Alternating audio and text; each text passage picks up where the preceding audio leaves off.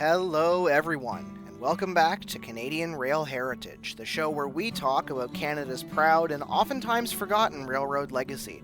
In today's episode, we are going to be heading further east and turning back the clock, quite a bit in fact, to talk about not just any Canadian railroad, but Canada's first railroad, the Champlain and St. Lawrence Railroad. Our story begins in the 1830s, before Canada was even a country.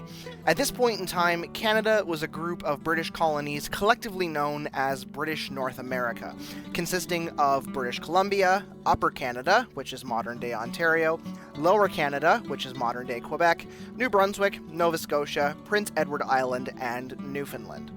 Now, in the 1830s, railway technology was starting to take off, particularly in Britain, where the 1829 Rainhill trials had proven to many that railways, and steam engines in particular, were the future, with many businessmen, entrepreneurs, and industrialists realizing their potential. Given that British North America was a vast and difficult-to-traverse part of the British Empire, it only made sense that eventually a railway would come to it, and soon enough it did. As by 1831 in Lower Canada, the need for a way to enhance transportation between Montreal and New York was recognized, and thus a bill was passed in the Lower Canada legislature titled Making a Railroad from Champlain to the River St. Lawrence. This bill would gain royal assent on February 25, 1832. The line was mapped out to run between the St. Lawrence River Valley and Lake Champlain, starting in St. John by the Richelieu River and ending at La Prairie. From here, passengers could board steamboat services across Lake Champlain and down the Hudson River into New York, linking Montreal and New York together. It was hoped that this new railway would serve as a portage between the two cities in a time where winters made travel difficult and roads were either poor or non-existent. When building a railroad, however, you need money. And fortunately, the C&SL found an investor in prominent Canadian brewer John Molson. Yes, that John Molson. Molson had immigrated to Canada in 1782, and by 1791 he had become an extremely successful Montreal brewer thanks to the Molson Brewery. Molson would not only operate a steamship fleet, but also follow the news of railways coming out of Britain by the 1820s and 30s.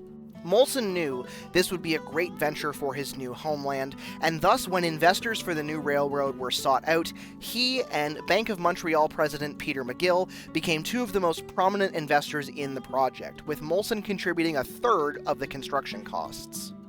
Construction of the line finally began in 1835, about 3 years after the bill proposing the railroad gained royal assent. Wood rails with iron plates on top were initially laid, but these were replaced with full iron rails by the 1850s. By 1836, the line was complete. It measured 16 kilometers long and was officially opened by Lord Gosford, the Lieutenant Governor of Lower Canada.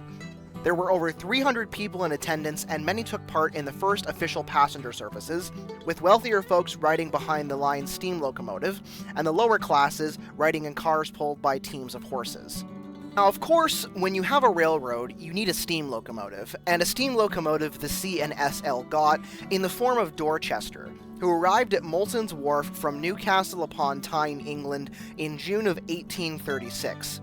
Arriving disassembled and reassembled in Montreal, Dorchester was an 040 built by none other than Robert Stephenson himself, son of George Stephenson, who was the builder of the famous British locomotive, the Rocket.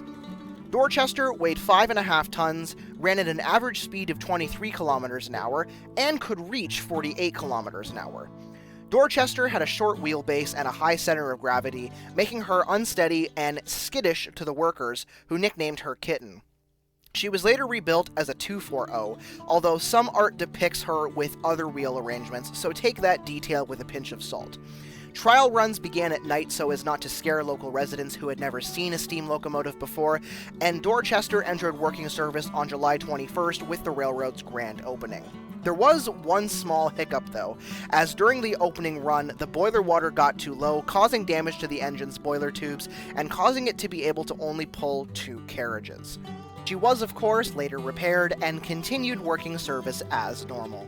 The railroad would continue on for many years, seeing extensions to Rouse's Point, New York in 1851 and to St. Lambert, Quebec in 1852. The line would primarily focus on passenger traffic, and at one point would even issue its own currency. Yeah, that's real, look it up. In 1857, however, the line was merged with the Montreal and New York Railroad, the line now being called the Montreal and Champlain Railroad. This line was in turn taken over by the Grand Trunk Railway in 1872, which was then in turn absorbed by Canadian National Railways in 1923, with CN operating parts of the route to this day. If you wish to visit the railway's former terminus in La Prairie, you very much still can, as in La Prairie there now stands a small monument to the Champlain and St. Lawrence, with the dates of the 100th anniversary of Railways in Canada marked on it. As for Dorchester, however, she has a bit of a more unfortunate ending.